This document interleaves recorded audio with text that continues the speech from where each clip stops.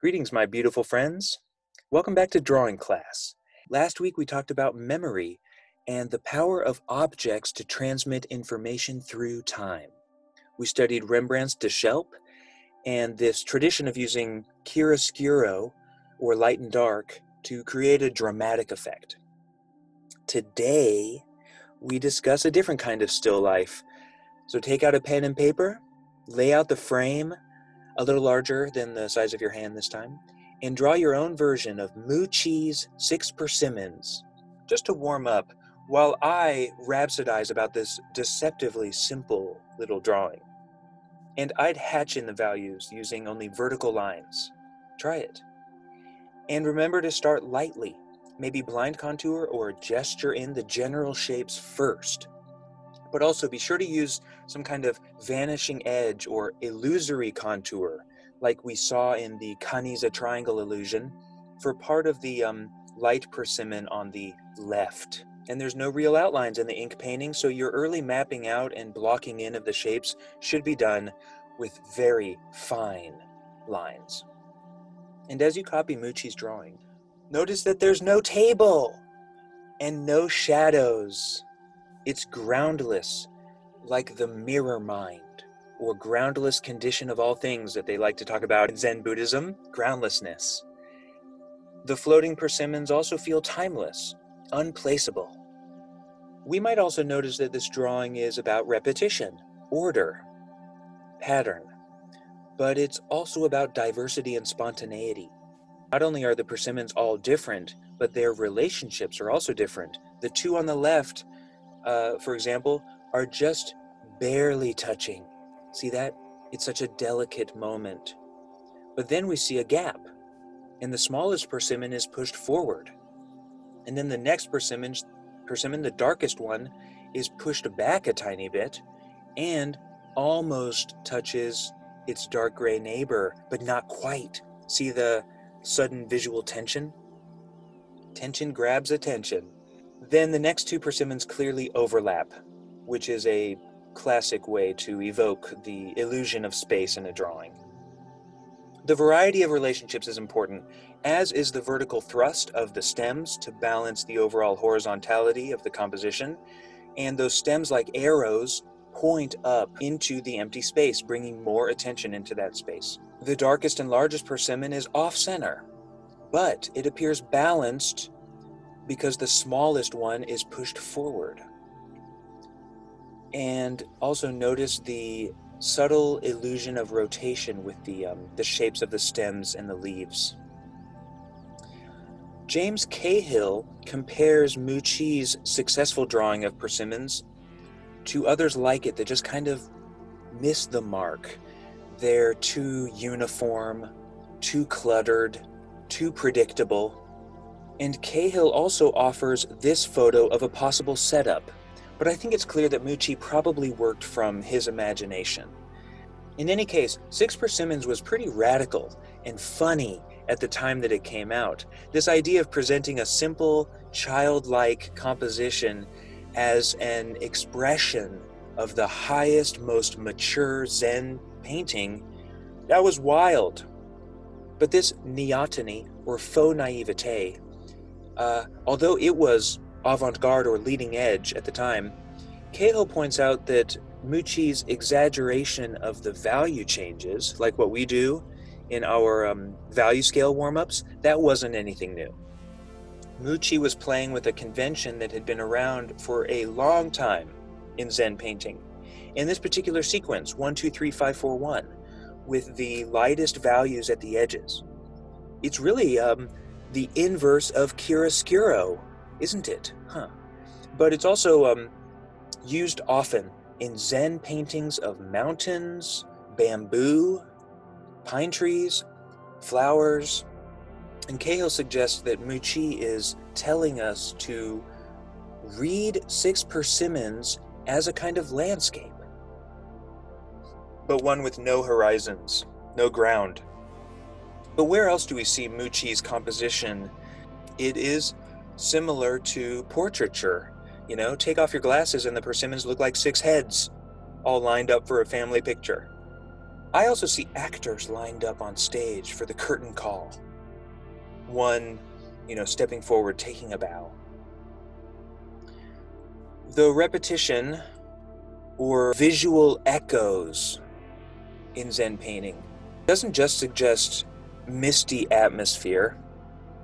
It's reminiscent of those action lines surrounding the charging rhinoceros in Shavi Cave, or the extra heads on animals, or the extra legs drawn on animals to make them appear to be in motion. It's reminiscent of the proto-cinema of our ancient cave drawings.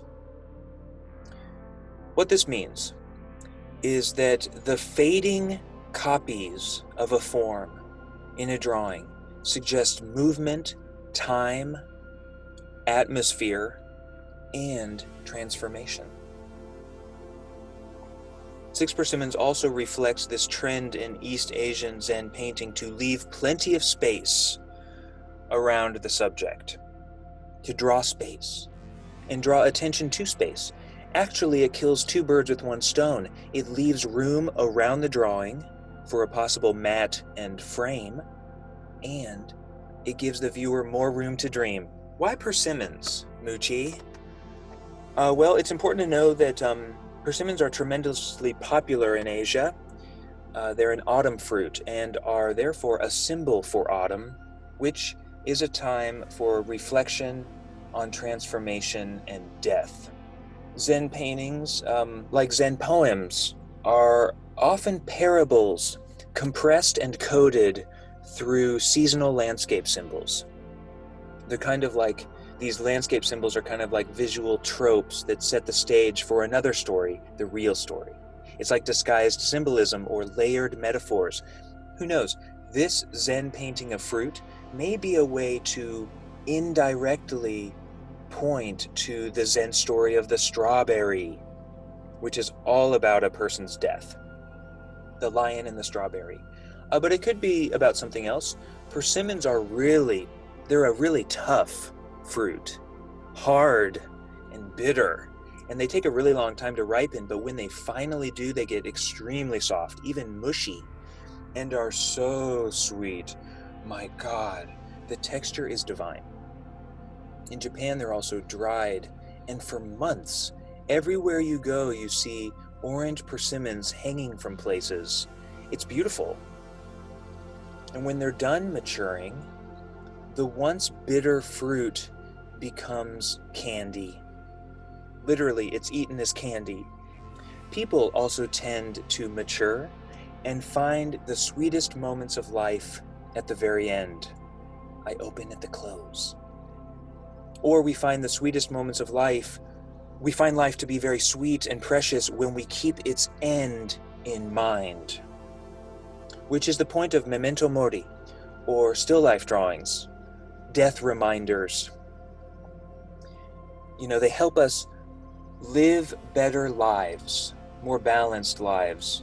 They remind us to appreciate every moment. Here's another drawing by Muchi of two birds in a landscape.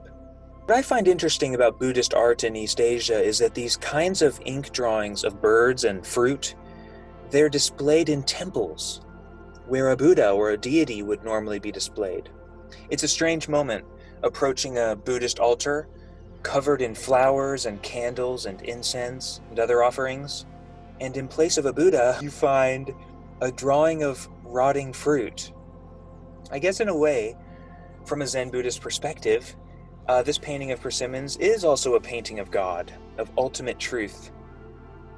Rotting fruit appears in Memento Mori still lifes in the West a lot.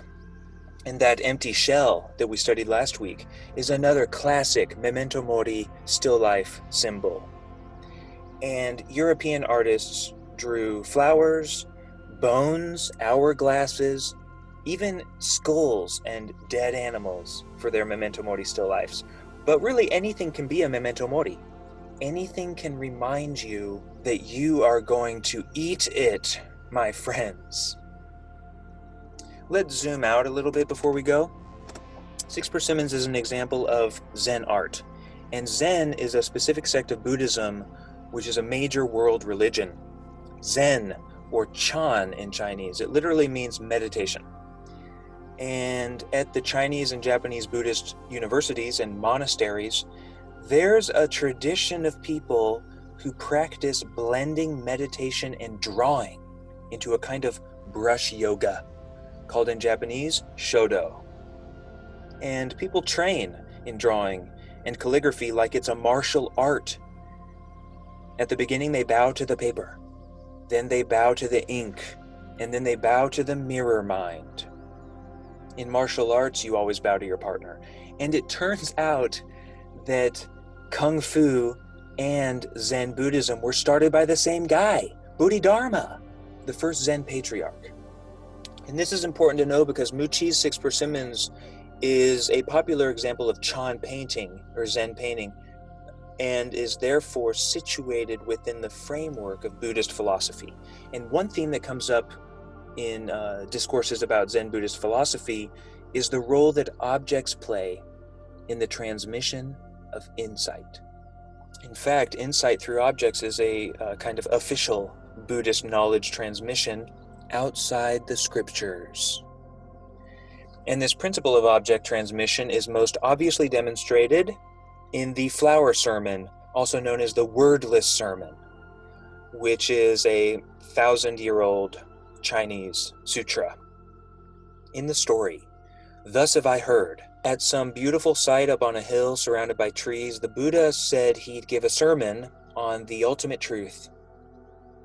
But this time, for hours, the Buddha just sat there, not talking, just observing everyone, like a performance artist or like a weirdo. And suddenly, he produces a tiny pink flower, and he holds it up for everyone to see. Then he smiles, and they all just continue to sit quietly together outside on a hill in the long now." The end. The flower sermon. Later we find out that nobody there really got the teaching except for one disciple, Mahakassapa, who was nobody special, but somehow, in that moment, Mahakassapa and the Buddha became one mind. And Zen's promotion of this sermon, the flower sermon, and this kind of art is sometimes why it's considered an anti-intellectual and anti-establishment religion. It appears Zen Buddhists are more interested in our direct experience with the everyday world than they are with doctrines and philosophies. And it's also why Zen Buddhists are famous for drawing and painting and singing and dancing, and they fight and they practice archery. There are other important Zen principles, other than anti-intellectualism, that come into play with this famous Zen drawing of Persimmons.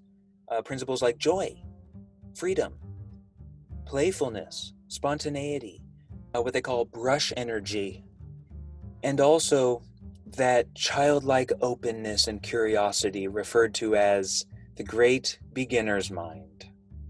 Beginner's mind. Why are we repeating the same image 6 times? Because repetition creates rhythm and a visual beat. And repetition plays with the viewer's expectations, just like in music. All right, that's it. Thank you so much for your kind attention and for reflecting on Memento Mori with me. Meditation on death can really help us wake up and grow up and show up to appreciate every moment that we have with one another. Remember, we are closer to our deaths than we've ever been. Bye.